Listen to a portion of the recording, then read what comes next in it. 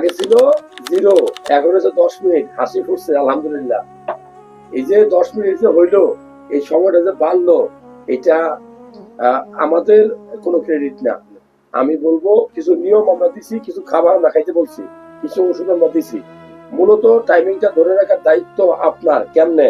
Husband ওয়াইফের ভালো relation, ভালো কিছু খাবার যেমন ডিম, বাদাম, ঠিক আছে, দুধ, সবজি, বাহিরের যে বাজে খাবার গুলো বয়কট করা। মনে রাখবেন এগুলা খুব গুরুত্বপূর্ণ, যে টাইমিং ওষুধ খেয়ে বাড়ানোটা খুব বুদ্ধিমানের কাজ না।